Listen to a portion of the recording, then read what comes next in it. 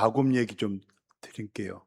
야곱은 다들 교회에 좀 다녔다고 하면 다 할 거예요. 야곱은 형님 뒤꿈치 잡고 나왔다. 쌍둥이죠.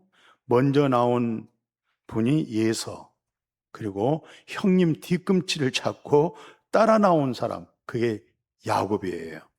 보통 쌍둥이는 첫 번째 나오고 좀 끊었다가 뭐 몇 초라도 그러고 나와야 되는데, 야곱은 바로 예서 형님의 뒤꿈치 잡고 이렇게 따라 나온 거예요.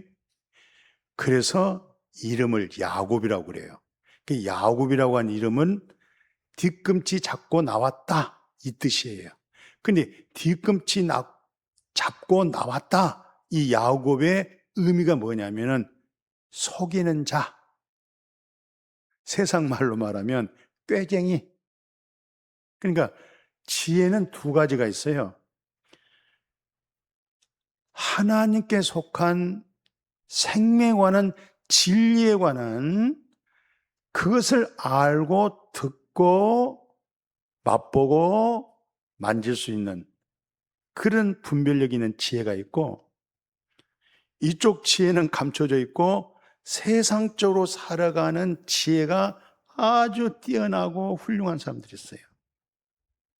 이 지혜는 아주 굉장히 훌륭한 지혜가 되는 거예요. 이런 지혜로운 사람들한테 당하면 거기다 다 이들이 지혜로, 지식으로 다 뺏어갈 수가 있어요. 그 야곱이 그런 거예요. 야곱이 이쪽으로 엄청나게 지혜로운 사람이에요. 야곱에게 붙었다 하면 내 소유가 야곱에게 넘어가야 돼요. 막상 예서가 나오고 야곱이 나왔는데, 이 세상에 딱 태어나고 보니까 장자가 아버지의 유산, 복을 다 받게 생겼어요. 그게 세상적인 전통이야. 야곱이 이제 늘 고민스러운 거예요. 아브람 할아버지의 그 복이 아버지 이삭 속에서 살아왔는데, 이제 그 복이 본인에게 와야 되는데 형 예서에게 간 거예요. 이 뱃속에서부터 전쟁이 일어난 거예요, 이게. 서로 누가 먼저 나갈 것인가? 후자에 나갈 것인가? 그래서 야곱은 다 집에 있으면서 형님의 장자권을 어떻게 하면 내 것으로 만들까? 이 생각과 깊은 고민 속에, 그렇지, 형님은 사냥을 좋아하기 때문에 늘 산에를 가.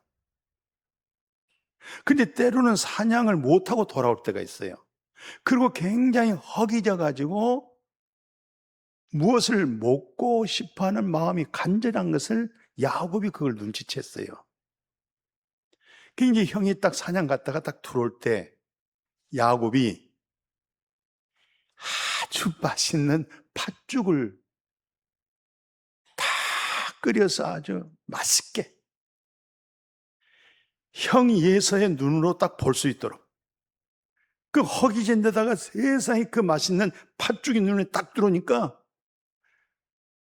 동생한테, 야, 나 그 팥죽 좀 주라. 그러면 우리가 인간적으로, 아, 형님 오늘 많이 수고하셨네요, 마음껏 드세요, 그리고 줄 수 있는데, 야곱이 때는 이때다, 기회를 딱 잡은 거예요.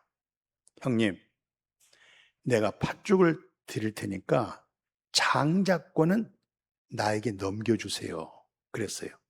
그랬더니 예서가 지금 배고파 죽겠는데 장자로 인해서 장자권 가지고 내가 지금 뭐 배불러진 것도 아니고 얻어진 것도 없는데, 그래, 장자권 네가 가져가. 그럼 오늘 나에게 팥죽을 줘. 근데 창세기에서는 뭐라고 이걸 정리하냐면, 예서가 장자권을 경홀히 여겼더라, 소홀히 여긴 거예요. 굉장히 값진 것인데 없인 여긴 거예요. 결국 나중에 어떤 일이 일어났어요? 그 장자권 가졌잖아요. 이제 축복을 받아야 되잖아요. 아버지 이삭에게. 근데 형님은 털이 많아. 그리고 목소리가 야곱과 에사와 달라요. 아버지는 연세가 많아가지고 시력이 좀 약해요. 분별력이 떨어졌어요. 아버지 이삭이 이제 하나님 나라를 갈 때가 본인에게 느낌이 왔는지 에서를 불렀어요. 오늘 네가 사냥해서 나에게 맛있는 별미를 해주라. 내가 그 별미를 맛있게 잘 먹고 네 할아버지 아브라함의 그 축복, 그리고 내가 소유했던 이 복을 다 빠짐없이 일일이 별미 먹고 힘을 내서 다 쏟아 부어주마. 그러니까 예서가 얼마나 기쁘겠어요. 막 산으로 가서 사냥하러 갔고, 그 소리를 누가 들었냐? 부엌에서 니부가 엄마가 들었어요. 예서의 엄마 야곱의 어머니가 그 소리를 듣고, 야곱아 빨리 오너라. 지금 저 짐승의 떼에 가가지고 양도 좋고 염소도 좋으니 제일 좋은 것으로 토실토실한 살찐 것을 가지고 빨리 와라. 오늘 네 아빠가 별미를 잡수시고 축복하시겠다는데 내가 별미를 만들어서 너에게 줄 테니까 빨리 아버지께, 형님이 돌아오기 전에, 예서가 오기 전에 네가 가서 축복을 몽땅 쓸어 다 받아버려라. 쓸어 이런 말은 제가 보탠 거예요. 좀 재미있게 하려고요. 그러니까 아들이 한다는 소리가, 엄마, 형님은 털이도 많고 목소리도 달릴 텐데 내가 아버지한테 가서 축복받으러 가려다가 아버지가 그게 딱 발각되면 제가 저주를 받습니다. 한 번 아버지 입에서 떨어진 그 저주는 취소할 수가 없습니다. 그때 어머니가 하신 말씀, 그래, 어머니가 야곱에게 이 손등 위에다가 전부 팔목에 양털을 붙여준 거예요. 그리고 맛있는 별미를 가지고 가도록 해요. 근데 이제 그 저주 문제 때문에 그때 엄마가 뭘 하냐면, 혹 아버지로 인하여서 발각돼 가지고 아버지가 정말 분노하여 너를 저주하게 되면 그 저주는 너하고 아무 상관도 없는 거야. 그 저주는 나에게 돌려라. 그리고 너는 그 모든 말을 일컬어서 수치 불가. 이건 나하고 상관이 없습니다. 이건 전부 어머니에게로 돌아가는 것입니다. 내가 오직 할 수 있는 길은 아버지에게 별미를 드려서 장자의 축복을 내가 받는 거, 이거. 이게 마침 복음적인 내용 같아요. 마침 리브가는 쌍둥이를 가지고 있을 때 하나님의 계시를 받아버렸어요. 먼저 나온 자가 나중 나온 자를 섬기게 될 것이다. 그러니까 나중에 나온 자가 큰 자가 되어버리는 거예요. 그러니까 어머니 리브가는 세상적인 역사, 문화, 전통에 의하여 아버지는 그렇게 준행하려고 하고 있고, 그 리브가 엄마는, 예서의 엄마는 하나님 주신 계시의 믿음을 쫓아가려고 하는 거예요. 그래서 그렇게 말을 한 거예요. 이건 반드시 축복은 너한테 가게 되는 것이고, 이게 바로 갈라디아 3장 13절에 예수 그리스도가 십자가에 매달려 죽었다, 이 말은 저주받아 죽었다는 거예요. 예수가. 그게 무슨 저주인가? 우리는 율법의 십계명만 아는데 그 십계명을 다시 여러 도덕과 사회적인 법률로 정하면 613가지의 법률이 있는데, 설령 10,000가지가 있어도 그 중에 다 지키고 준행했는데도 불구하고 그 중에 하나를 지키지 못하게 되어지면 저주를 받게 돼 있어요. 모세가 그렇게 순종 잘하고 믿음으로 말씀을 따라 했지만서도 마지막 때 지팡이로 바위를 두들기지 말고 명령해서 물러와라. 말씀으로 물이 나오라. 말씀으로 생명수가 나오도록, 말씀된 진리로 물이 나오도록 이렇게 명령했잖아요. 앞에 건 제가 붙였어요. 그런데 너무 그렇게 온유하게 그지없는 모세 마음이 화가 나가지고 내가 너에게 물을 내리 하고 지팡이를 가지고 2번 바위덩어리를 두들겨 버렸어요. 물이 쾅쾅쾅 쏟아졌는데 그 결과가 뭡니까? 모세는 하나님의 약속의 가나안 땅을 전부 바라만 보는 거예요. 들어가지를 못하게 됐어요. 한 번의 실수라는 것이 율법이라는 건 그런 거예요. 오늘날 우리 한국교회 성도들이 교회는 열심히 다니고 봉사도 하고 충성도 하고 직분도 맡아서 다 하고 있는데 거기다 잘못하면 율법 아래에 있는 행위의 믿음을 가지고 신앙생활 하는 종교인들이 수두룩 할 수가 있다는 사실. 몰라요, 본인이. 내가 지금 율법 아래에 있는 믿음인지 진짜 그리스도의 영 안에서 그리스도인한 믿음 되어져 있는지 이 사실을 지금 모르고 있습니다. 그러니까 제 설교가 어려워요. 잘 못 알아들어요.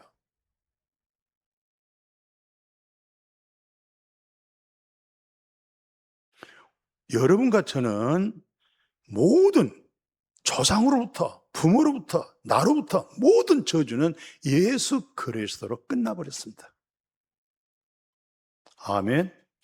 저주가 없어요. 하나님을 사랑하는 자, 하나님의 뜻대로 우리는 부름을 받았기 때문에 모든 것이 합력해서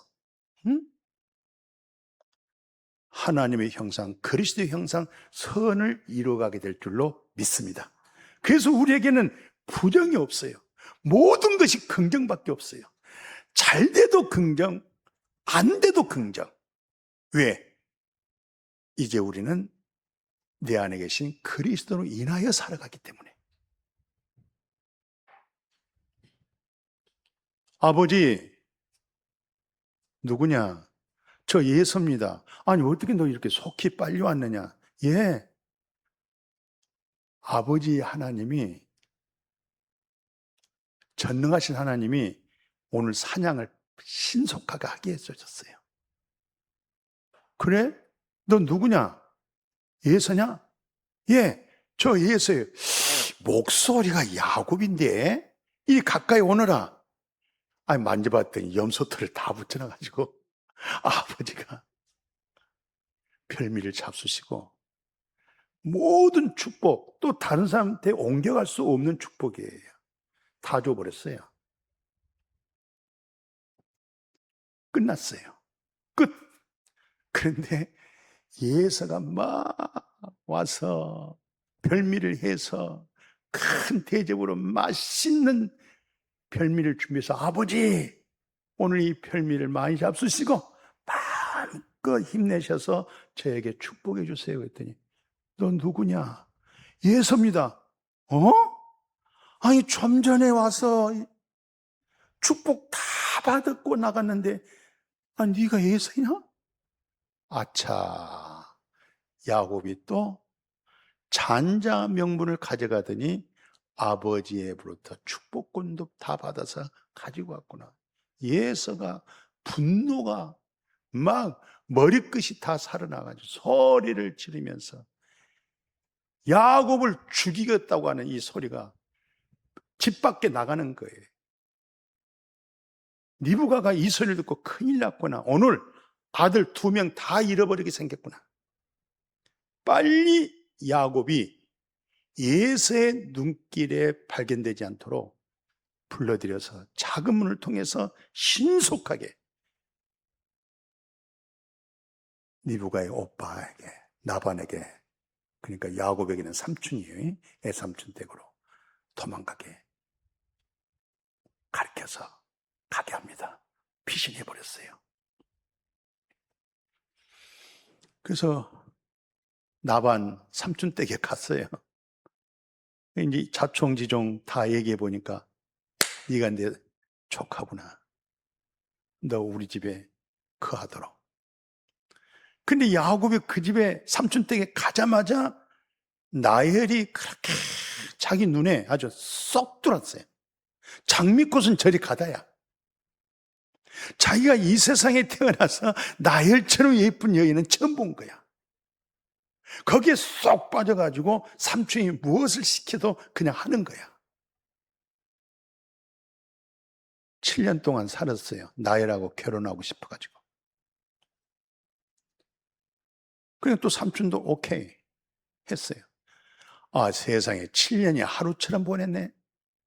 이제 야곱은 꿈이 이제 결혼인데 오늘 라헬과 결혼한 줄 알고 이제 그렇게 다 정하고 하룻밤을 라헬하고 밤을 샜는데 눈 뜨고 봤더니 라헬이 아니고 그 언니야. 야곱이 화가 나가지고 삼촌에게 쫓아가지고 삼촌 이럴 수가 있습니까?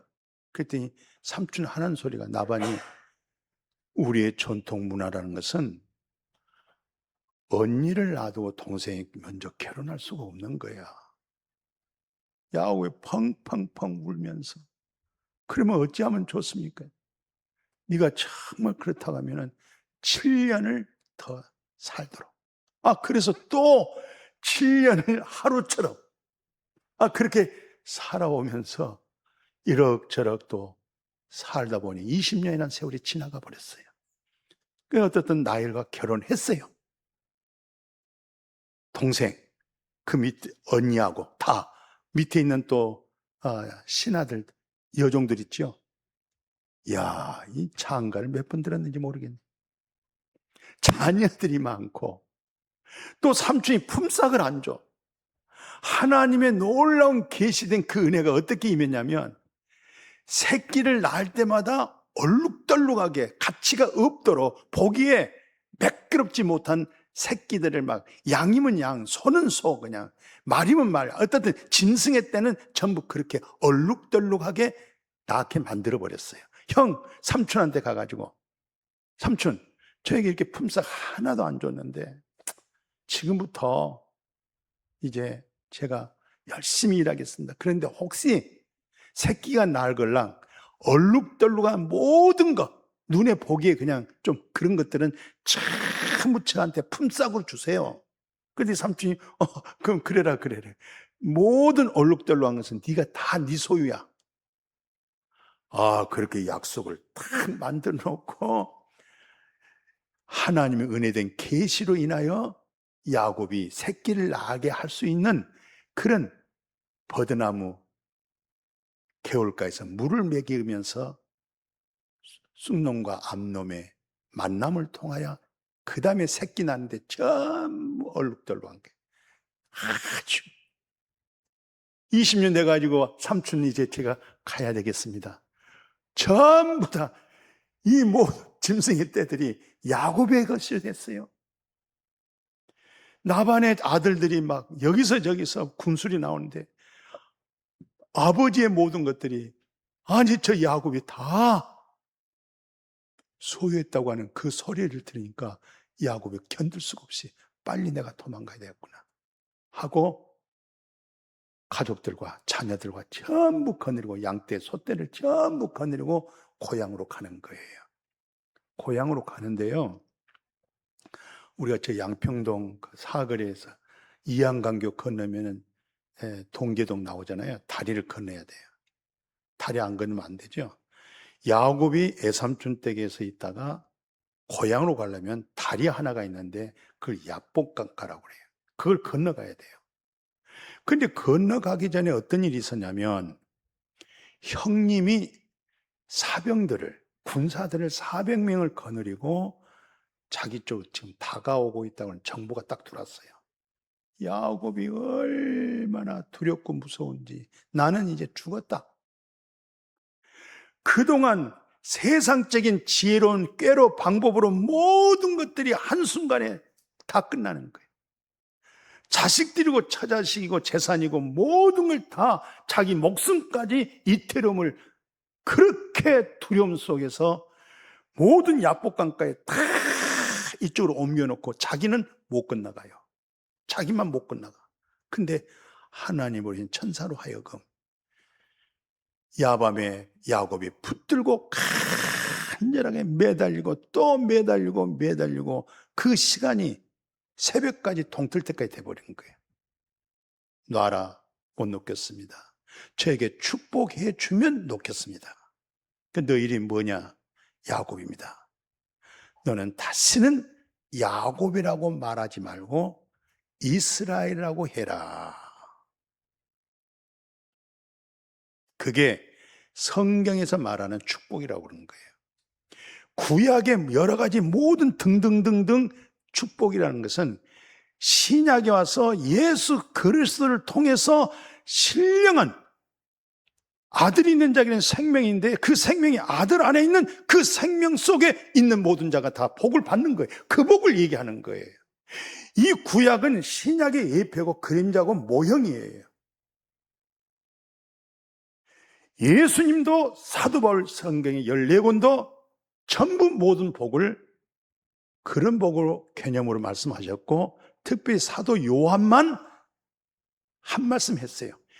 영혼의 축복과 영혼의 축복을 우선 공을 던졌어요. 그 다음에 깔려 나오는 것이 범사가 영육의 강건이었어요. 이걸 잘못하니까 이게 삼박자 구현이라고 해서 한때 여의도에 있는 큰 교회가 이단으로 완전히 정제되고 말았어요. 영혼이, 믿음의 결론은 영혼 구원이요, 우린 뒤로 물러가 시험에 빠질 자도 아니요. 왜? 영적인 생명의 구원을 얻어버렸기 때문에. 이것은 천하를 줘도 이건 얻을 수가 없는 거예요. 이건 얻을 수 없고 노력해도 받을 수 없기 때문에 이것을 그냥 한마디로 그걸 은혜라고 그렇게 얘기하는 거예요. 값싼 은혜가 아니라 너무 지나치기 때문에 인간의 어떤 노력도 힘으로 방법으로 이 천하를 줘도 얻을 수 없는 것이기 때문에 그걸 은혜라고 그렇게 얘기하는 거예요. 그런 은혜를 입어진 줄로 믿습니다. 너무 귀한 은혜입니다. 너무 큰 은혜입니다. 말로 다 헤아릴 수 없는 끝없는 것이 바로 하나님이 나에게 베풀어 주신, 우리에게 주신 은혜입니다. 늘 그 은혜를 힘입어지기를 축복합니다. 그 야곱이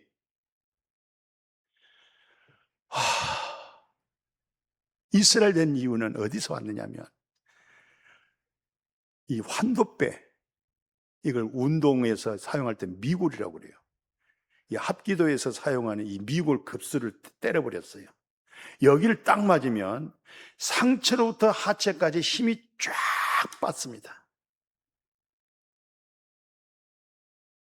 미골을 쳤어요. 그때부터 절룩거리기 시작하는 거예요, 야곱이.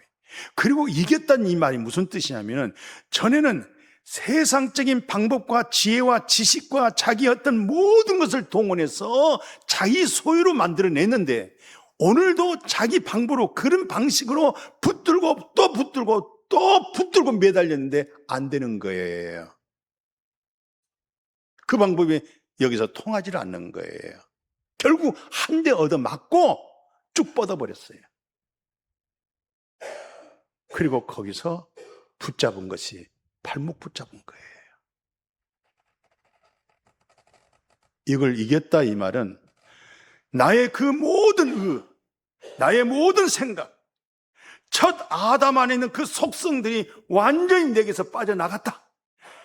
형님으로부터 장자권 빼앗던 거, 아버지를 속이고 축복권 받았던 거, 애삼촌 쪽에서 모든 소유를 자기 소유로 만들었던 거, 이 모든 것이 다 자기 몸에서 빠져나가 버리고 이제는 나의 주권은 당신에게 있습니다.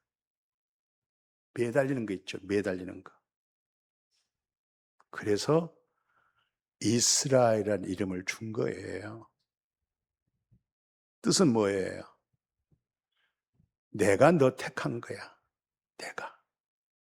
이제 내가 너 붙들어 줄 거야. 너는 네 인생으로 사는 거 아니야. 너는 나로 인해서 살아가는 거야.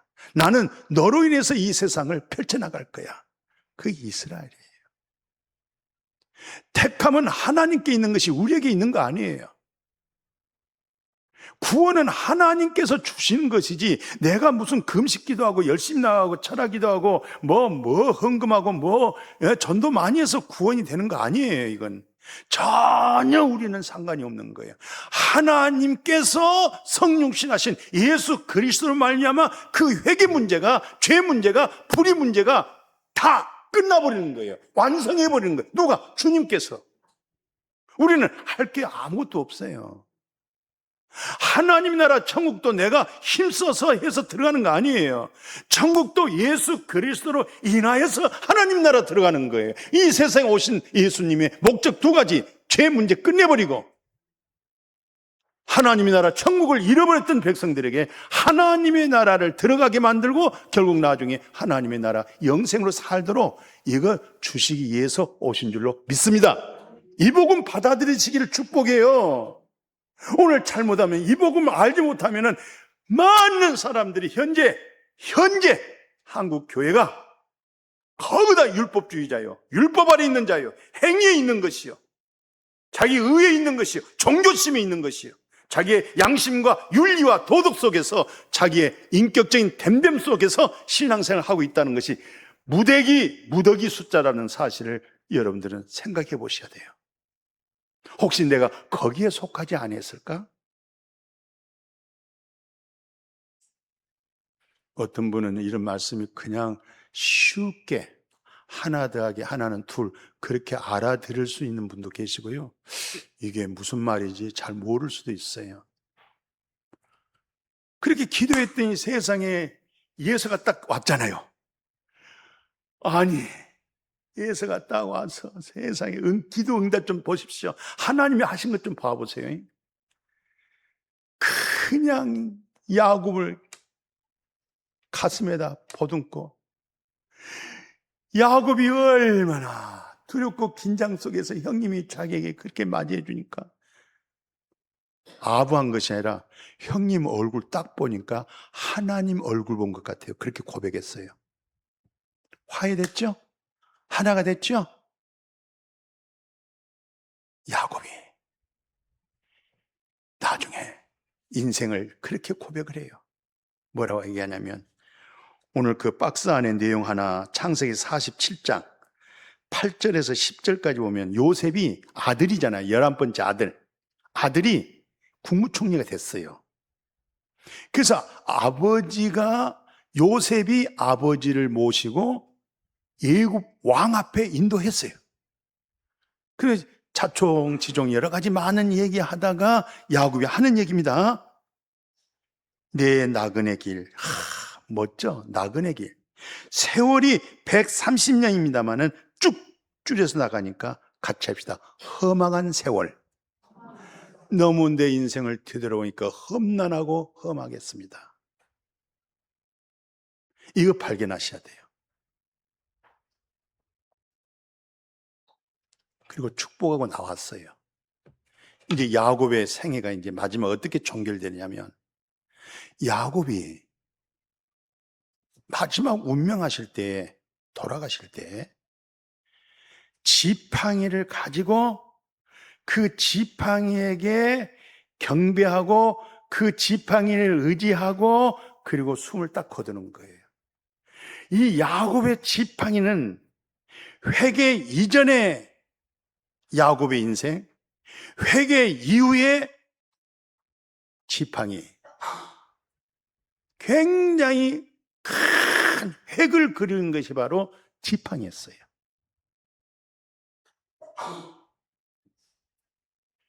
그렇게 운명하기 전에 야곱이 마지막 무슨 일들로 인해서 이제 말씀을 마치냐면은,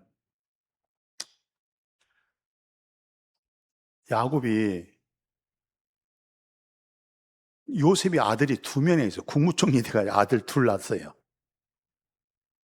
그래서 이제 야곱도 연세가 있고 마지막 자기 임무도 해야 되기 때문에 그 아브라함, 이삭 받은 복을 또 이제 넘겨줘야 될 거 아니에요.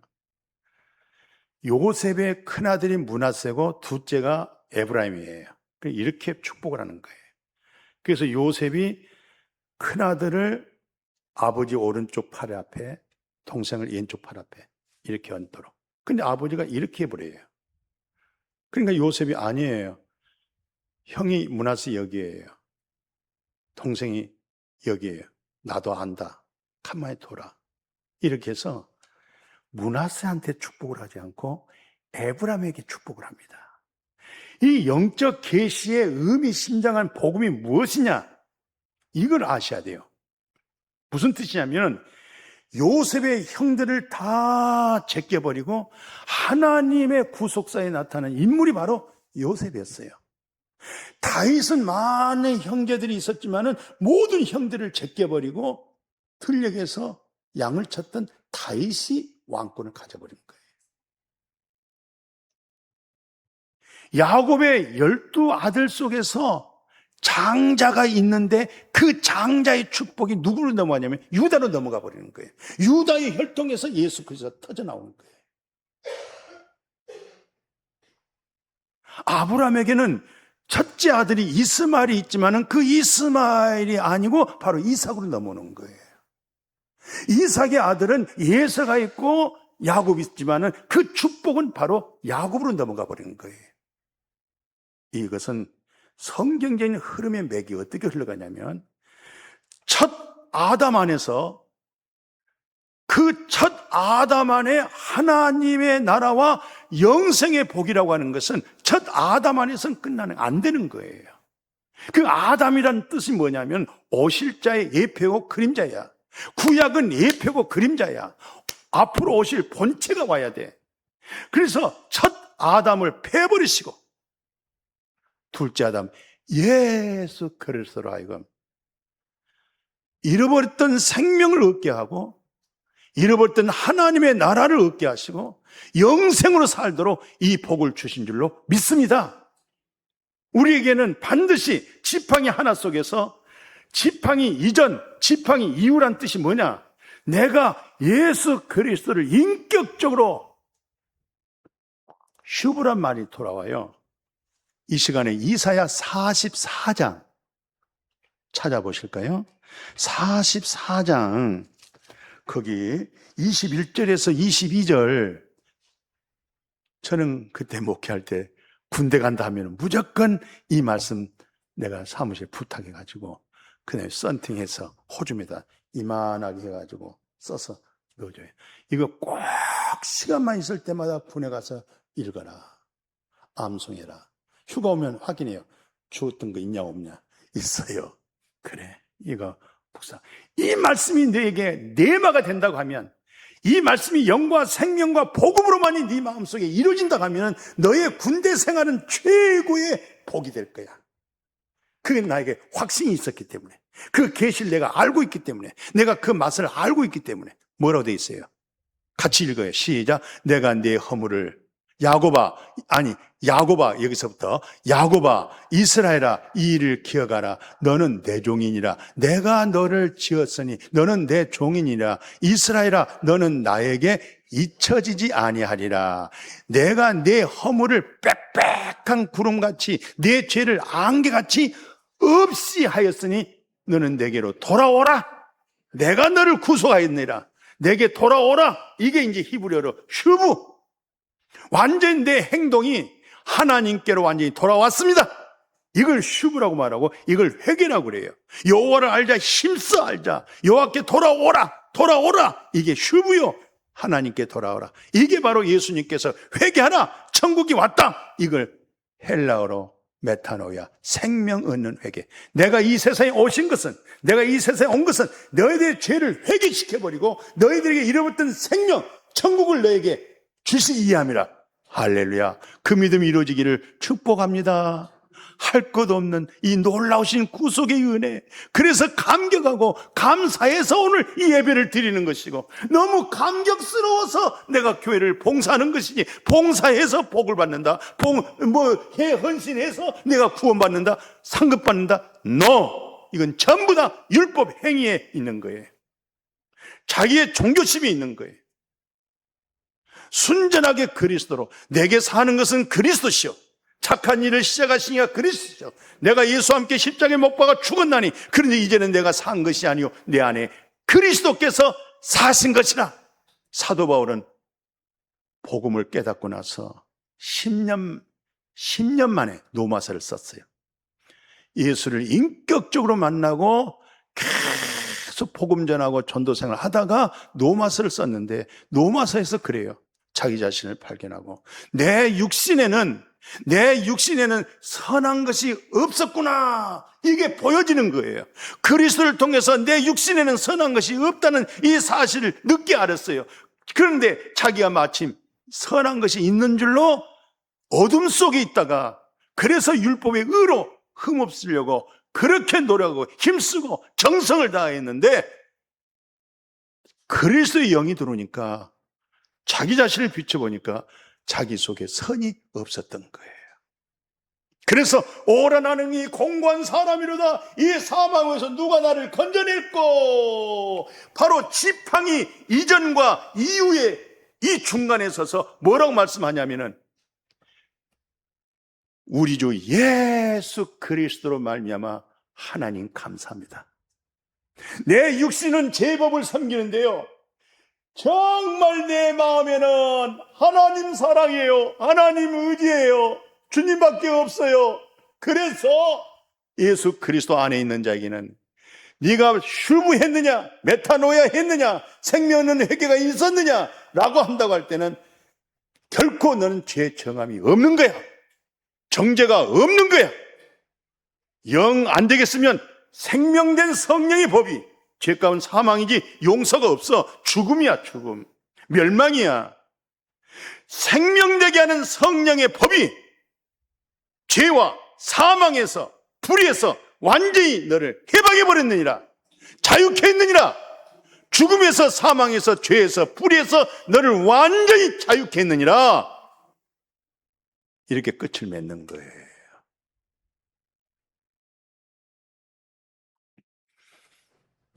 우리는 야곱이 야복강에서 주님을 만나기 이전의 지팡이, 야복강가를 건너서 이후의 지팡이. 왜냐하면 자기 야복강가에 가서 고백했거든요. 내가 지팡이를만 들고 이 요단강을 건널 때는 빈손으로 지팡이 하나만 가지고 갔는데 지금 와서 그 지팡이를 보니까 이젠 두 대가 됐단 말이죠. 근데 내 인생이 험난하다, 험했다. 이것을 솔로몬이 뭐라고 말씀하냐면 시편 90편에서 이렇게 말씀하죠. 10절에 보니까 인생이 아무리 80이고 90이고 경건할지라도 인생의 이 세상 살아가는 삶이란 것은 슬픔과 고생뿐이라고 그랬어요. 이 슬픔과 고생이라고 하는 지팡이 이전, 그 이후에 평강 속에 얻어져 있다고 하는 그 생명, 히브리서 11장에 결국 아브라함, 이삭, 야곱이 한 장막에 살면서 새알과 새 땅의 소망 속에 살아왔다는 것. 이 지팡이 하나로 인해서 이전과 이후가 분립되어지는 것, 구별되어지는 것. 여러분과 제가 주님을 인격적으로 만나기 이전의 내 모습과 그리고 인격적으로 만난 이후에 그리스도로 통해서 나를 발견한 이 모습 알아지기를 주의 이름으로 축복해요. 야곱이 험난했던 것은 가장 사랑했던 나엘과 오래 살지도 못하고 나엘이 죽어버렸어요. 야곱에 남아있던 가장 소중한 것을 잃어버렸단 말이에요. 지금 나엘에게 쏟아야 할 그 사랑을 요셉에게 쏟아부었는데 요셉이 노예로 팔려가 버렸단 말이죠. 야곱의 입장에서는 요셉이 죽었다고 형들이 그렇게 아들들이 속였잖아요. 그러니까 나엘도 죽고 요셉도 죽은 걸로. 이 속에 남아있는 것은 오직 여호와 하나님밖에 없다. 그래서 고향에서 35년, 여기서 20년, 고향에서 15년 살다가 다시 처음 애삼촌 댁에 가다가 기도하다가 세워진 그 집, 언약했던 바로 베델. 이 베델이 창세기 35장에서 처음으로 66군 중에서 한마디 딱 하나님의 계시입니다. 엘베델. 같이 합시다. 엘베델. 하나님은 베델의 하나님이다. 이 말은 베델은 하나님의 집이다. 이 말은 하나님의 집 되어져 있는 자의 하나님. 우리는 하나님의 성전이에요. 하나님의 집이에요. 하나님의 성전으로 하나님의 집으로 되어져 있는 자의 하나님이 되어지고 있는 줄 믿습니다. 종교인들의 하나님이 아니에요. 종교인들은 자기 신앙심의 하나님이지. 종교인들은 자기 신앙심의 예수지. 베델 되어져 있는 자의 하나님, 성전 되어져 있는 자의 하나님, 하나님은 죽은 자의 하나님 아니요 산 자의 하나님이시여. 오늘 살아있는 오늘 우리에게 그 하나님 여호와가 목자가 되어주신 줄로 믿습니다. 아버지 고맙습니다. 오늘 말씀 속에 오늘 야곱이 회개 이전 그리고 이후의 지팡이, 그 지팡이 의지하고 경배하고 바로 지팡이 의지하고 숨을 거뒀습니다. 우리 안에는 늘 이전과 이후가 분리되어지게 하여 주옵소서.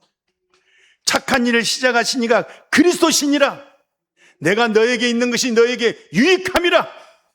유익하는 그리스도로 복되어지기를 주의 이름으로 축복합니다. 아멘.